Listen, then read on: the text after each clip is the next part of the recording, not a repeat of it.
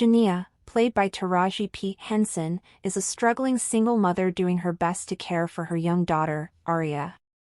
The film quickly establishes the gravity of her situation through a series of visuals that reveal the stark realities of her financial hardship. Their modest home reflects the strain of living paycheck to paycheck, and Jania's desperation becomes more evident when she discovers an eviction notice taped to her door, a blunt warning from her landlady that rent is overdue. Her mourning is further weighed down by Arya's distress. The young girl confides that she has been publicly shamed by her teachers and classmates for not being able to pay the $40 required for school lunch. Jania reassures her daughter with a fragile promise: she'll get the money that day, expecting to receive her paycheck. But her day is only beginning to unravel. At her job as a cashier in a local supermarket, Jania faces a barrage of emotional setbacks. Customers treat her with disrespect, and her manager, Richard, berates her over minor issues. Already overwhelmed, Jania is trying to hold herself together when she's asked to mop the store floor. At that moment, her phone rings. It's Arya's school. They insist she come immediately. Jania pleads with Richard to let her leave, and after much reluctance, he gives her just 30 minutes. In a frantic attempt to get the lunch money, she heads to the bank to withdraw her remaining $47. However, the bank refuses the transaction, citing the requirement to maintain a minimum balance. When Jania finally reaches the school, she is met with devastating news. The teacher has contacted U.S. Child Protective Services, claiming Arya is a victim of neglect. With little warning or room for explanation, the authorities take Arya away, leaving Jania shattered and helpless. Overwhelmed with grief and desperation, Jania races to her workplace, clinging to the hope that receiving her paycheck might be the only lifeline she has to reclaim custody of her daughter. In her frantic rush, she accidentally scrapes another vehicle. The situation escalates when the vehicle's owner, a white man, confronts her aggressively and, in retaliation, deliberately crashes into her car. Tensions rise as a female police officer arrives on the scene to assess the situation. The situation becomes more complicated when it's revealed that the man is also a police officer. He begins to intimidate and threaten Jania, but the female officer steps in, trying to de-escalate the situation. She instructs the man to back off and asks Jania for her driver's license. Unfortunately, Jania's license is expired. As a result, the officer issues her a ticket and impounds her car, stripping her of another essential means of mobility. Eventually, Jania arrives at the supermarket, 2 hours late, only to be dealt another crushing blow. Her supervisor, Richard, coldly informs her that she has been terminated and that her position has already been filled. Jania, visibly shaken and tearful, pleads with him to reconsider, but Richard remains unmoved. She then asks for her final paycheck, desperate to access the funds. Richard refuses, telling her it will be mailed and not handed over immediately.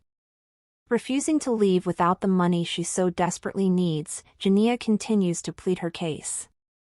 Amid the tense exchange, 2 armed men suddenly burst into the store and attempt to rob Richard. Chaos ensues. Driven by instinct and fear, Jania intervenes, struggling with one of the robbers and ultimately shooting him. In the aftermath, instead of acknowledging her bravery, Richard accuses her of orchestrating the robbery. Shocked and panicked by the false accusation and the rapidly spiraling situation, Jania reacts impulsively and fatally shoots him as well. After the tragic shooting of both the robber and her supervisor, Richard, Jania, still reeling from the events, grabs her pay stub and rushes to the bank across the street, desperate to cash her check. At the counter, she is met by a bank teller named Tessa, Ashley Versher, who requests valid identification. Before proceeding with the transaction, it is only then that Jania realizes she doesn't have any form of ID with her. Visibly distressed, she begs Tessa to make an exception, explaining her dire situation.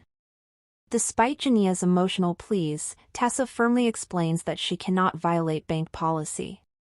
As panic takes over and seeing no other option, Jania discreetly reveals the gun she had taken from the robber earlier. Though she does not explicitly threaten violence, the act instantly escalates the situation, transforming it, unintentionally, into an armed robbery. In response, Tessa silently presses the panic button to alert authorities. Nicole, Sherri Shepherd, the bank manager, receives a call from the police regarding the alarm. When she is asked to describe the suspect, she provides Jania's details to the dispatcher. Meanwhile, Detective K. Raymond, Teyana Taylor, who is already investigating the earlier incident at the supermarket, has begun to piece things together. Surveillance footage and witness testimonies have already pointed her toward a suspect named Jania. When the police receive Nicole's description, Raymond quickly confirms that the person now holding hostages in the bank is the same woman linked to the supermarket shootings. Back inside the bank, Jania is overwhelmed as she realizes that she is now being treated as a dangerous criminal, a bank robber, something she never intended to become.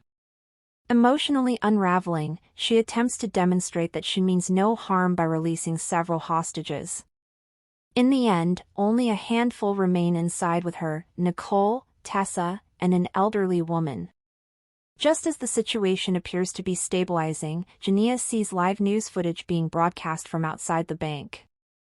To her horror, the officer who had earlier rammed into her car and verbally threatened her is part of the police response team. Triggered by fear and a sense of injustice, Jania becomes even more unhinged, convinced that she will not be treated fairly or safely if she surrenders.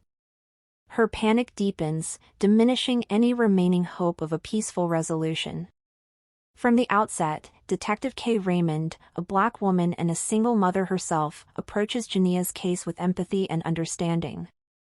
As she delves deeper into the situation, learning that Jania was not only struggling financially but had also been evicted from her home, Raymond begins to see reflections of her own life in Jania's turmoil. This connection fosters a deep emotional resonance between the two women, even though they stand on opposite sides of the law. While trying to negotiate a peaceful resolution to the bank standoff, Raymond's conversation with Jania is live-streamed by one of the hostages. During the exchange, Jania pours out her pain and recounts how every institution she turned to, housing, education, employment, banking, failed her at her most vulnerable. Her raw and honest confession strikes a chord, not only with Raymond but also with the public watching the stream.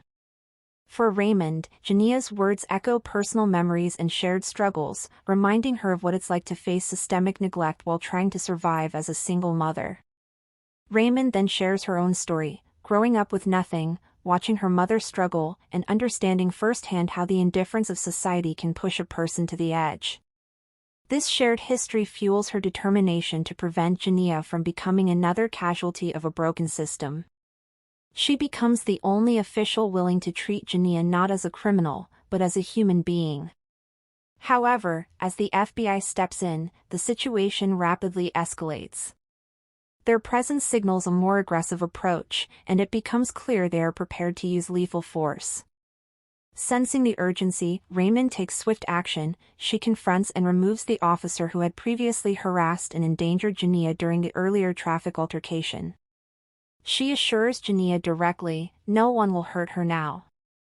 Jania, visibly shaken but beginning to trust Raymond, shows signs that she is ready to surrender. Nicole, the bank manager who has come to empathize with Jania over the course of the ordeal, confirms that the threatening officer is indeed gone, helping to further calm her down. Then, a pivotal moment shifts everything. Once the FBI restores Jania's access to her phone, she receives a long-awaited call from her mother. On the other end, her mother delivers devastating news: Aria, Jania's daughter, died the previous day. This moment becomes the emotional climax of the film Straw, revealing the full extent of Jania's mental unraveling. Following the devastating revelation of her daughter Aria's death, Jania appears to descend into a state of psychological collapse. Overwhelmed by grief, trauma, and exhaustion, her mind begins to blur the lines between reality and fear. In this dissociative, panic-driven state, she envisions the worst possible outcome: the FBI storming the bank, gunning her down, and dragging Nicole away. It's a vision soaked in terror and hopelessness, a manifestation of her belief that her story, like so many others, will end in violence and silence. But that grim fate is only imagined. In reality, Jania is gently brought back to the present by Nicole, the bank manager who, over the course of the ordeal, has grown to understand and empathize with her. Nicole reaches out, physically and emotionally, taking Jania's hand and walking out of the bank with her. Her gesture is both bold and selfless. She positions herself as a human shield, using her own presence to protect Jania from being shot by the FBI agents poised to react with force. Her actions send a clear message: Jania is not a threat, and she does not deserve to die. At that critical moment, Detective K. Raymond defies protocol and steps forward, breaking ranks with the tactical unit. She approaches Jania calmly and safely places her under arrest before anyone else can make a move. Raymond's intervention ensures that Jania is not only physically protected but also treated with the dignity she has been denied throughout her ordeal. For the first time in the narrative, Jania is not silenced, she is seen, heard, and allowed to live.